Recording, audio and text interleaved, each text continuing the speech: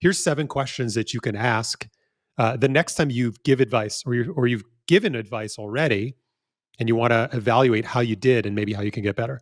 Here's the 7 questions. 1, what did you want to say to that person? The second question, what did you actually say? Third question, what was the gap between the two? If you really look at what you said and what you wanted to say, what was the distinction? Where did you filter? Where did you edit?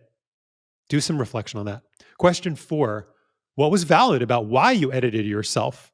Right? Hiten he's flat out, right? He just lets it rip.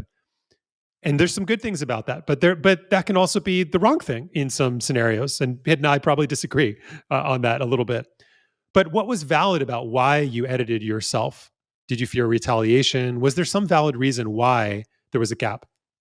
Question 5, what wasn't valid about why you edited yourself? If you really reflect on it, maybe you really weren't in danger. Maybe you really don't know if that person was going to get defensive, right?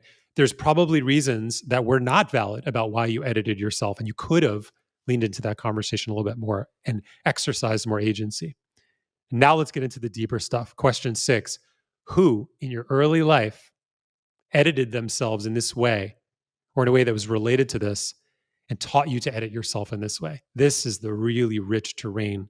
If you want to find agency and self-authority in your life, you've got to look deep.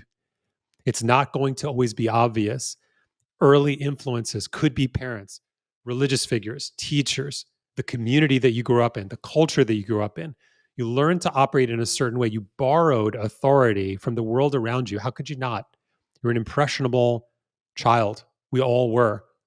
How did you do that? In what ways? And they're often subtle. So do some digging there on question 6. And then lastly, question 7.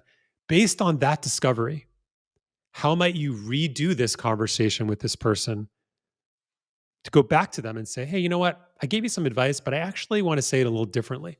Or I want to say it from a different place in me. You can do that in a lot of situations.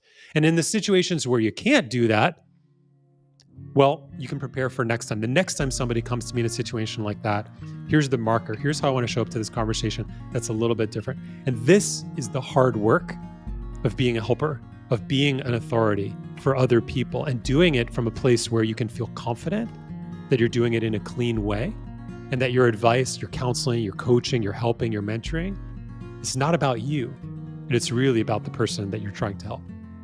Thanks so much for listening.